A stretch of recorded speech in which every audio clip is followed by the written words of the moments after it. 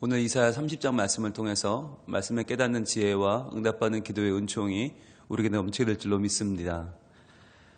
지금 이스라엘은 풍전등화 속에 놓여 있습니다. 언제 이 나라가 어떻게 될런지 알지 못합니다. 그들은 이러한 위기 가운데에서 하나의 방법을 택합니다. 그것은 더 강한 쪽에 붙는 겁니다. 남유다는 북이스라엘이라고 하는 적을 만났죠. 그런데 북이스라엘을 이기기 위해서 더 센 아람이라는 세력이 붙었단 말이죠. 그런데 그 아람이 쳐들어와서 남유다를 오히려 공격하는 거예요. 그래서 아람을 이기기 위해서 아수르라는 편에 섰어요. 그랬더니 아수르가 또 공격을 해요. 그러니까 이번에는 애굽 편에 선 것이죠. 여러분, 사람이 참 재미있는 것이 한 번 당하면 정신을 차려야 되잖아요. 근데 한 번 당했는데 또 두 번 당해요. 두 번 당했는데 또 세 번 당해요. 역사라는 것이 왜 중요한가? 인간은 경향성이라는 걸 가지고 있어요. 그러니까 계속해서 하던 대로 하는 거예요. 실패했으면 깨닫고 돌아서야 되는데 이게 아니다 싶으면 돌아와야 되는데 그게 아니라 계속 그 길을 간단 말이죠. 그래서 그런 연구도 있더라고요. 공부를 잘하는 학생과 공부를 못하는 학생을 열심히 노력해서 맞춰놨어요, 실력을. 공부 못하는 학생들을 열심히 가르쳐서 겨우 성적을 맞춰놨는데 시간이 지나고 보니까 다시 공부 잘하는 학생은 다시 잘하고 못하는 학생은 여전히 못하더라는 거예요. 마찬가지로 잘 사는 나라 사람들과 못 사는 나라 사람들을 연구자들이 열심히 노력을 해서 수준을 맞춰놨어요. 다 잘 살게. 근데 시간이 지나고 보면 다시 잘 사는 사람은 잘 살고 못 사는 사람은 못 살더라. 이게 뭐냐? 이게 왜 그렇게 되느냐? 알고 보니 인간에겐 경향성이라는 것이 있다는 거예요. 그래서 공부를 잘하는 학생은 평상시에 해서 경향성을 유지해서 잘하는 거예요. 공부를 못하는 학생은 평상시에 안 해요. 잘할 수가 없는 거예요. 그래서 아무리 특단의 조치를 취해도 결국 인간이란 경향성대로 가더라라고 하는 연구 결과가 있어요. 이스라엘도 마찬가지입니다. 이스라엘 백성도 한 번 아람에게 당했으면 정신을 차려야 되는데 아수르에게 또 의지하고, 아수르에게 당했으면 정신 차려야 되는데 그게 아니라 애굽을 또 의지하고, 그런 와중에 있는 거예요. 그런데 이런 모습을 우리가 비웃을 게 아니에요. 우리도 마찬가지라는 거예요. 우리도 돈에 의지해서 쓴맛을 봤잖아요. 그러면 돈에 의지를 안 해야 되는데 다시 힘에 의지하고 또 줄에 의지하고 또 백에 의지하고 또 누군가에게 의지하고 어디론가 의지할 곳을 찾고 있단 말이에요. 이것을 바라보시는 하나님의 마음이 어떨까라고 하는 거죠. 과연 하나님 아닌 것을 의지하여 이것저것을 배회하고 있는 우리의 마음 가운데 하나님은 뭐라고 말씀하시나? 오늘 1절입니다. 이렇게 말씀하십니다. 여호와께서 이르시되, 여러분 노란색을 뒤셔야겠죠? 표시해야겠죠? 여호와께서 이르시되, 굉장히 중요한 말이죠. 여러분 이 뒤에 나오는 그 어떠한 말보다 중요한 말은 바로 여호와께서 이르시되입니다. 왜냐하면 하나님께서 입을 열어 말씀하셨다. 하나님이 우리에게 주시는 말씀이다라는 이야기거든요. 이게 가장 중요한 말이에요. 하나님이 말씀하셨다. 자, 그렇다면 무슨 말씀하셨는가? 패역한 자식들은 화 있을진저 그러셨어요. 패역한 자식은 어떤 자식입니까? 어떤 자식이 패역해요? 부모를 몰라보는 자식이죠. 낳아준 부모를 몰라보는 자식은 패역하죠. 지금 이 패역한 자식은 이스라엘 백성들을 말하는 겁니다. 낳아준 부모, 만들어주신 창조주 하나님을 모르고 하나님을 거역하고 자기 뜻대로 살아보겠다고 주장하는 이스라엘 백성들을 가리켜서 패역한 자식이다. 그들은 화 있을진저. 여러분 하나님은 원래 어떤 분이에요? 복을 주시는 분이에요. 자기 백성에게 복을 주시고 살리고 고치시는 분이세요. 그런데 그 하나님이 오죽하면 이렇게 말씀하시겠어요? 패역한 자식. 하나님을 의지하지 않고 자꾸만 다른 곳을 바라보는 이스라엘 백성들에게 화 있을진저. 왜요? 그들이 계교를 베푸나 나로 말미암지 아니하며 맹약을 맺으나 나의 영으로 말미암지 아니하고 죄에 죄를 더하도다 그랬어요. 계교를 베푸는 거, 열심히 노력하는 거, 지혜를 모으는 거 좋은 일이죠. 그런데 중요한 건 나로 말미암지 않았다. 하나님으로 말미암지 않은 계교를 베푸는 것은 죄란 말이죠. 그리고 맹약을 맺는다, 약속을 맺고 맹세를 해서 뭔가 관계를 유지한다, 좋은 거죠. 그런데 나의 영으로 말미암지 아니하고 하나님의 영, 성령님의 감동이 없는 맹약은 결국 뭐란 말이에요? 죄란 말이죠. 죄에 죄를 더한다. 자꾸만 여기 가서 붙고 저기 가서 뭔가 계획을 세우고 여기랑 저기랑 연맹을 맺어서 살아보려고 하는데 결국 그것이 사는 길이 아니라 죽는 길이다 라고 말씀하시는 거예요. 여러분, 지혜 있다고 하는 사람들이 자꾸만 이런저런 계획을 세웁니다. 그런데 그 계획들이 어디서 나온 것인가가 중요한 거죠. 과연 하나님께로서 말미암은 것인가? 여러분, 하나님께로서 나오는 지혜는요, 항상 선합니다. 그리고 항상 살리는 계획입니다.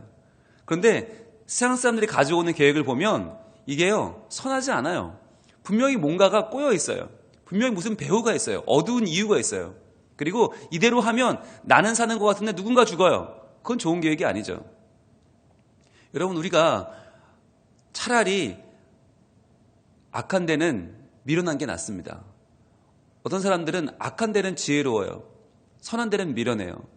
그런데 그것이 진짜 밀어난 건지를 몰라요. 그래서 하나님을 의지하는 지혜가 없는 사람들은요, 자꾸만 악한 데 머리를 발전시켜요. 그런데 그래서 빨리 망하죠.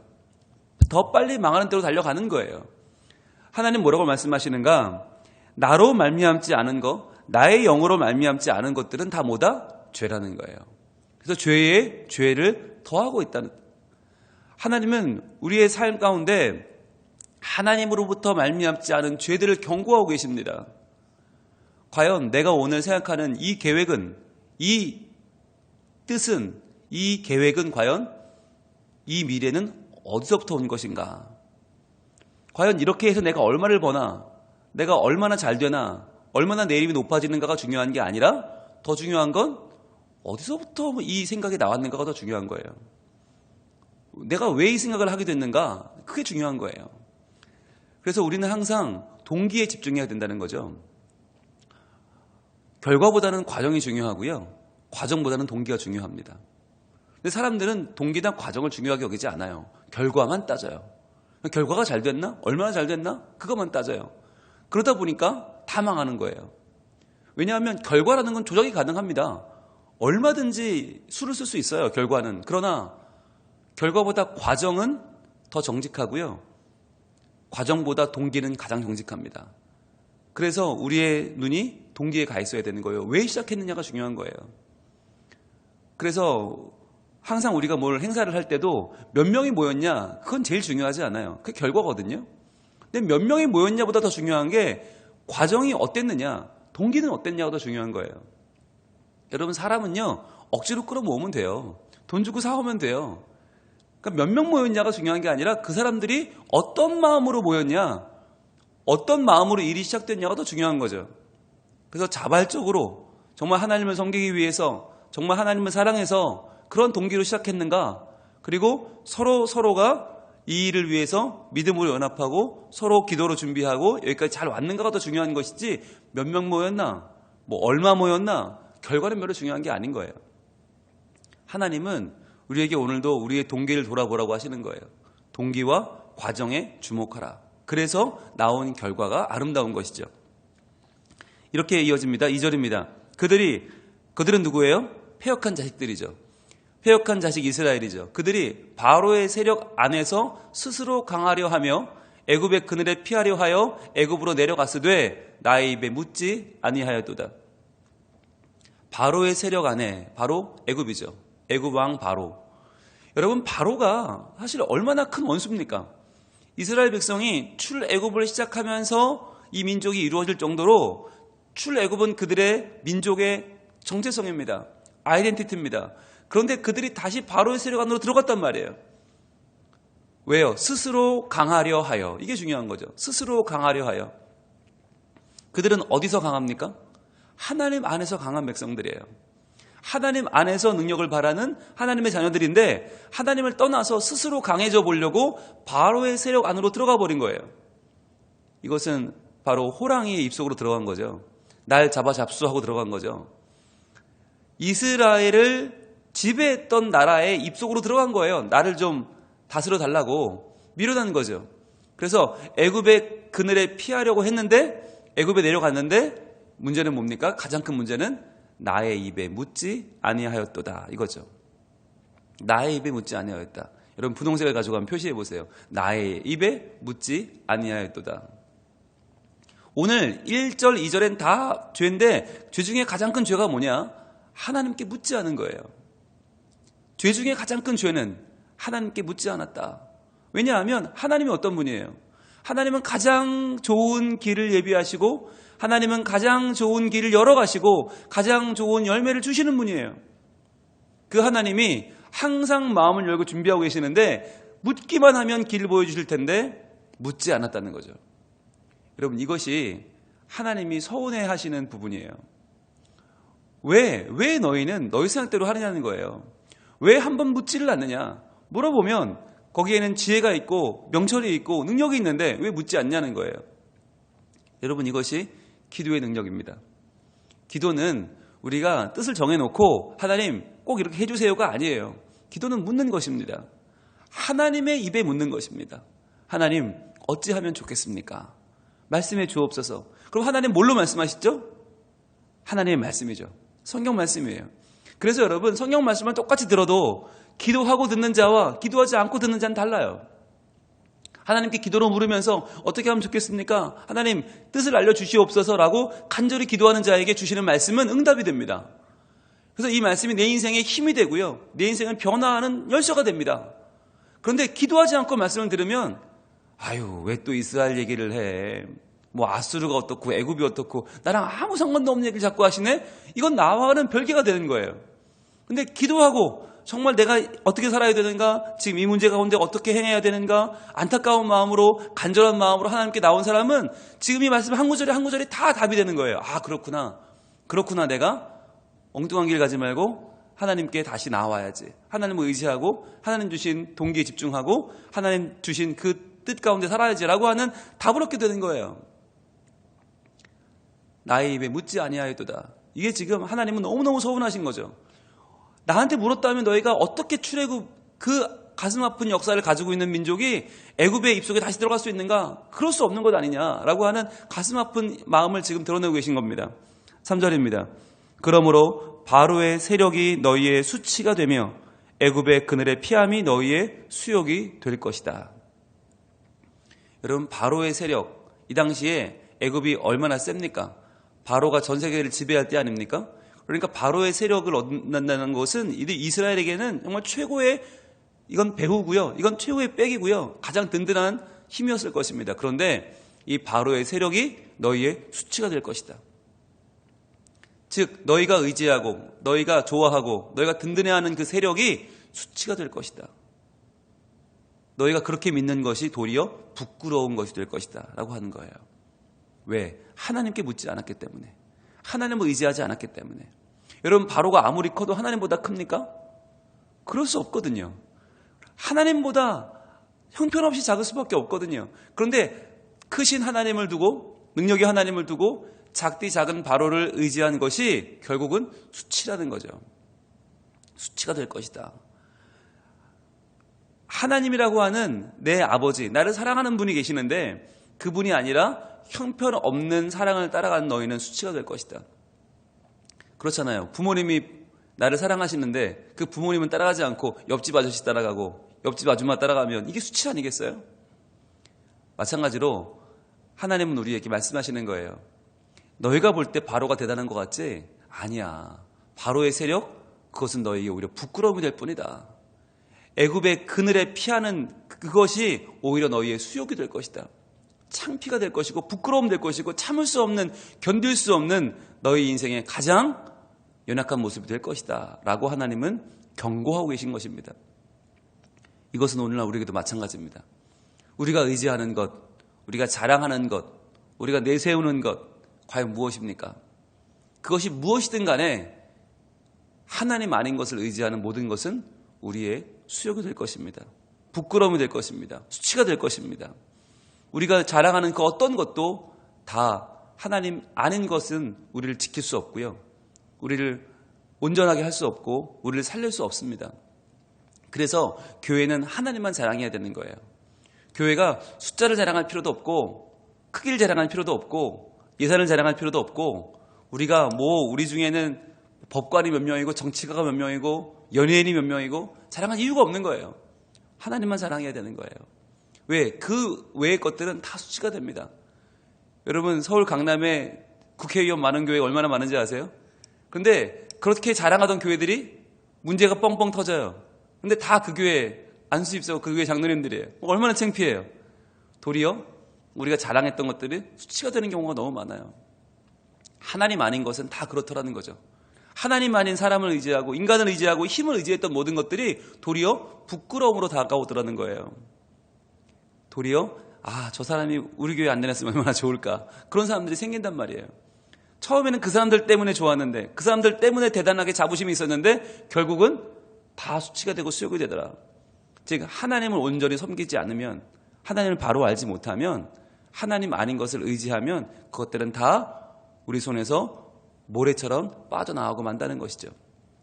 그래서 우리들은 하나님을 의지해야 되는데 이스라엘 백성들은 지금 어떻습니까? 하나님의 경고의 말씀을 듣지 않아요. 어디까지 갔느냐? 4절입니다. 그 고관들이 소안에 있고 그 사신들이 하네스에 이르렀으나 그랬어요. 소안은 애굽의 땅 중에서 이스라엘에 가까운 땅이에요. 하네스는 아주 먼 땅이에요. 그러니까 어떤 사신들은 가까이 갔고 어떤 사신들은 멀리 갔다는 거예요. 여러 팀이 파견된 거죠. 그래서 여러 사람들이 지금 애굽에 가서 지금 로비를 하고 있는 거예요. 우리를 좀 도와달라고. 그러나 어떻다고요? 5절입니다. 그들이 다 자기를 유익하게 하지 못하는 민족으로 말미암아 수치를 당하리니. 애굽은 자기를 유익하게 하지 못하는 민족이라는 거예요. 왜? 애굽도 자기를 유익하게 하죠. 자기만 유익하게 하죠. 애굽은 애굽을 유익하게 하지 이스라엘을 도와줄 이유가 없는 거예요. 왜 남의 나라 민족을 위해서 누가 목숨 걸고 도와주겠습니까? 그럴 나라가 없다는 거죠. 게다가 그 민족이 돕지도 못하게 되며 유익하게도 못하고 수치가 되게 하며 수욕이 되게 할 뿐이다. 이제는 정신을 차리라는 거예요. 자꾸만 다른 나라 의지하고 남의 나라 가서 싹싹 빌면서 도와달라고 해봐야 소용없다는 거예요. 지금까지 예루살렘 성전에 있는 금부티 다 뜯어다가 갖다 바치고 도와달라고 살려달라고 나라마다 다 애걸복걸했거든요. 그런데 그것들이 아무 소용이 없더라는 거죠. 그래서 결국은 하나님을 의지해야 된다. 여러분 오늘 이 이사야 30장은 무척이나 비극적인 말씀입니다. 그러나 그 중에서도 우리가 찾아야 될 것은 뭐냐면 바로 하나님을 기다리는 신앙이에요. 하나님이 도와주신다라고 약속하신 백성 아닙니까?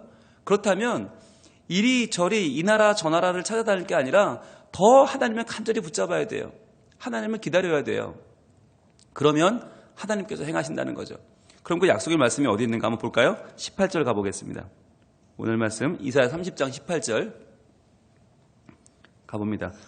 손에는 노란색을 드시고 봅니다. 18절 그러나 여호와께서 기다리시나니. 자, 여기 다 쳐봅니다. 그러나 여호와께서 기다리시나니. 누굴 기다려요? 그 백성을 기다리는 거예요.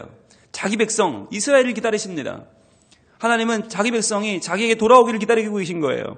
여호와께서 기다리시나니 이는 너희에게 은혜를 베풀려 하시며. 하나님이 은혜 베풀기 위해서 기다리고 계신다는 것입니다. 일어나시리니. 자, 여러분 표시해 보세요. 노란색으로. 일어나시리니. 왜 일어나십니까? 이는 너희를 긍휼히 여기려 하심이라. 자, 하나님은 기다리신다. 또 일어나신다. 너희를 긍휼히 여기려고. 대저 여호와는 정의의 하나님이심이라. 그를 기다리는 자마다 복이 있도다. 표시해 보시겠습니까? 그를 기다리는 자마다 복이 있도다. 아까 앞에서는요, 여호와께서 기다리신다고 그랬어요. 여호와께서 기다리신다. 누구를? 자기 백성이 나아오기를. 그런데 그 백성이 누구라고요? 그를 기다리는 자마다 복이 있다. 그를 기다리는 자, 하나님을 기다리는 자가 복이 있다는 거예요. 즉 하나님은 우리를 기다리시고 우리는 하나님을 기다리고, 이게 아름다운 관계라는 거예요. 하나님께 기도하면서 기다리는 사람, 기도하면서 기대하면서 기다리는 사람들이 복이 있는 사람들이란 말이에요. 그런데 이스라엘 백성들은 지금 하나님을 기다리지 않고 자꾸 엉뚱한 길을 가고 엉뚱한 생각을 하고 엉뚱한 도움을 요청하니까 하나님이 답답하신 거예요. 그래서 하나님은 내가 너희를 기다리고 있는데, 왜 기다려요? 은혜를 베풀려고 기다리고 있는데, 내가 일어날 것인데, 왜요? 너희를 긍휼히 여기려고 일어날 것인데, 왜? 나는 정의의 하나님이기 때문에. 정의의 하나님은 어떤 분입니까? 약한 자를 돕는 분이죠. 그리고 하나님께 나아오는 자를 돕는 분입니다. 나는 힘이 없습니다, 나를 도와주세요 라고 하는, 자기를 비우고 하나님께 나오는 자들을 하나님은 도와주시는 분이세요. 정의의 하나님이세요. 그런데 정의의 하나님이기 때문에 하나님은 어떤 분이냐? 자기에게 나오지 않는 자를 도울 수 없는 거예요. 왜? 그건 정의가 아니니까. 내가 하겠다고 하는데요, 내 힘으로 해보겠다고 하는데요, 내가 여기저기 줄대고 빽대고 해보겠다고 하면 못 도와주는 거예요. 정의의 하나님이니까. 그러나 그것을 다 끊고 내가 하나님만 의지하고 하나님만 찾겠습니다라고 나아오면 아무리 약해도 도와주는 거예요. 아무리 힘이 없어도 도와주는 거예요. 아무리 부족해도 도와주는 거예요. 그래서 정의의 하나님이신 거예요. 그를 기다리는 자마다 복이 있도다. 그를 기다리는 자마다 복이 있도다. 오늘 이 말씀을 기억하면서 오늘 하루 우리의 삶이 하나님의 도우심을 기다리는, 그리하여 그 하나님의 임재를 경험하는 복이 우리에게 임하는 복된 날이 되기를 소망합니다. 여러분, 분명히 우리는 기다리는 삶을 삽니다. 무엇을 기다릴 것입니까? 내가 언젠가는 로또가 되겠지, 언젠가는 행운이 찾아오겠지. 아니요, 그런 날은 오지 않아요. 하나님을 기다려야 하는 것입니다. 정의의 하나님께서 나의 간절한 기도를 따라, 나의 간절한 소원을 따라 내 기도를 들으시고 내게 응답해 주실 날이 온다는 것을 기억하고, 우리가 여기저기 찾아다닐 것이 아니라 하나님께 무릎을 꿇고 내 마음을 내려놓고 쏟아놓고 기도할 때 하나님 반드시 들으시고 우리에게 오늘도 응답해 주시는 복이 우리에게 임할 줄로 믿습니다. 기도하겠습니다. 하나님, 우리는 이스라엘 백성들처럼 하나님을 의지하기보다는 여기저기서 나를 도울 자를 찾고 이런저런 계교를 짜고 이런저런 줄을 댑니다. 하나님, 그러나 그것이 하나님께로부터 온 것이 아니고 하나님의 영으로 말미암은 것이 아니고 하나님께 묻지 않은 것이기 때문에 하나님은 여전히 우리를 바라보시며 마음 아파하고 계시지 않습니까? 하나님, 오늘 우리가 이 힘든 삶을 살아가면서 하나님만 의지하는 믿음을 회복하게 하여 주시옵소서. 주님, 하나님께서 주시는 말씀의 응답을 얻게 하여 주옵소서. 그래서 우리의 삶에 하나님을 붙잡고 하나님을 따르고 하나님을 꼭 붙잡고 나아가는 어린아이 같은 믿음을 다시 한번 회복시켜 주시고, 하나님께서 우리를 도우시려고 기다리고 계신다는 것을 믿게 하여 주시옵소서. 우리를 기다리시는 하나님께서 일어나셔서 우리를 긍휼을 베풀어 주시고 우리에게 하나님의 뜻을 다시 한번 물붓듯이 부어주실 줄로 믿사오니, 하나님, 힘겨운 세상 가운데 주님을 의지하게 하시고 주님을 찾게 하시고 주님의 마음을 우리 마음에 담아 하나님을 의지하며 그 마음으로 복을 받으며 살아가는 우리 모두가 되게 하여 주시옵소서.